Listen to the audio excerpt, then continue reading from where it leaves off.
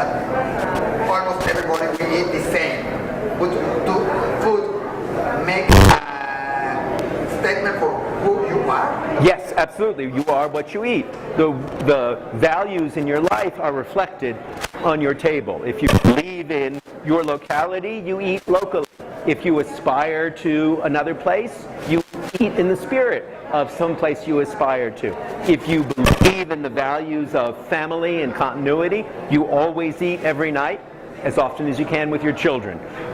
So yes, I believe not just in the things you eat, but even more in the way we eat, we reflect our values. The table where human beings sit and share food is the single most powerful symbol of commonality that we possess. It's important now that in these times when you sit at the table with your family, you eat. Yes. You know, many people don't enjoy the food. They just eat, or they are playing with the cell phone or answering. They don't enjoy the food. Do you have to enjoy the food, or do you have to enjoy the moment? I think that if the food is good, it helps you enjoy the moment. But finally, what matters most is not what's on the table, it's what's around the table. But I think that a good thing on the table makes life around the table much better. Which one is your favorite food? I have a prejudice, and secretly, I lived in France many years, and my children were born in France. So I like tacos. I love Mexican food. I love French food, but I am learning, and I wish I had more time, just without flattery. I love the cuisine of Mexico, and one of my goals is to come back and stay for a long time so I can be educated about the cuisine of Mexico. Oh, I love spicy food. As one of the things I don't like, the only thing I don't like about French food is that it's not spicy. Is there any country that doesn't have its own food, or every country, every group of people has their own food? Every group of people has their own food. I don't think we've ever found a culture, not only that doesn't have its own food, but that doesn't have its own dietary rules that says you can eat this with that, you can't eat that with this. You're talking about also like kosher. Yes, exactly. Like kosher, exactly. Kosher culture has something like that. But that's not something strange, because you're talking about that every country has its own culture. Yes. The Jewish community, the Jewish people have their own, right, let's say, laws, but they can eat the same here in Mexico, in Israel, or in Poland, or in New York City. Yes, that's right. That's part of what binds the Jewish people like myself together. What do you like of Jewish food? Arabic, Sephardic, or Ashkenazi? My family is half Sephardic and half Ashkenazi. My mother's Sephardic, my father's Ashkenazi.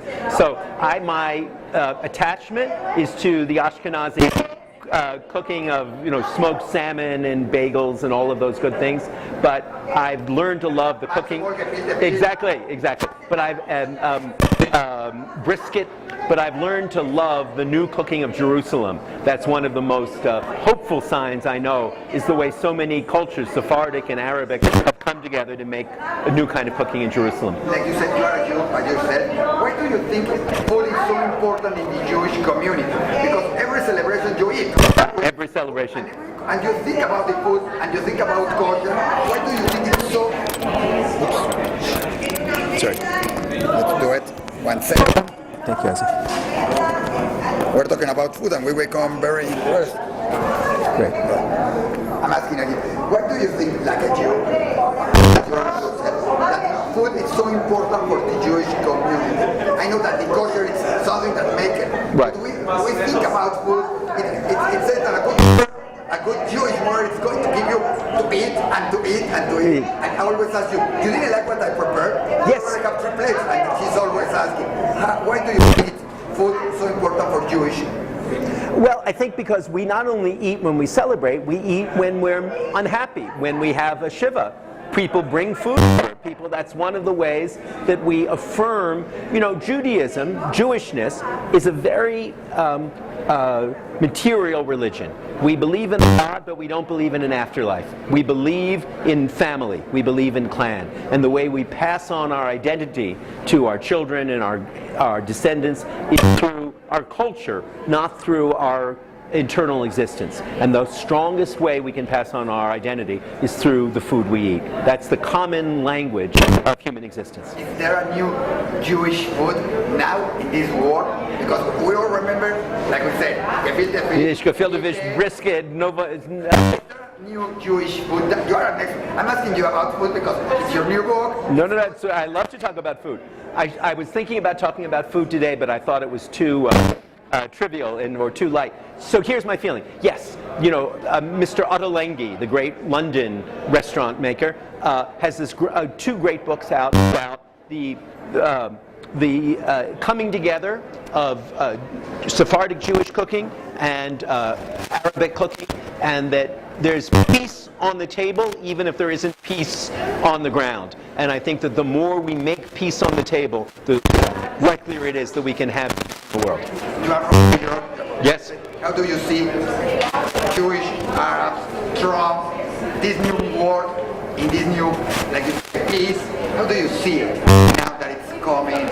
Well, we live in a time that's potentially extremely tragic, and we fear the coming of a new tribalism. And every night I wake up at 3 a.m. and I'm frightened of a new tribalism. But I also believe that the strongest way that we can make values endure is not only through political action, but also through private action. And every time we create that little community at the table, we invite a Muslim friend in to share with us. Every time we let black people know that they are citizens and they are as good as any other. Every time the Jews, who know what it is to be persecuted and excluded, refuse to persecute and exclude. Every time we do those things, we're taking political action, even if we're doing no more than offering someone else dinner to share with us. I hope someday we will have a dinner served with Palestinians, with Israel, with other countries all sit at the same table.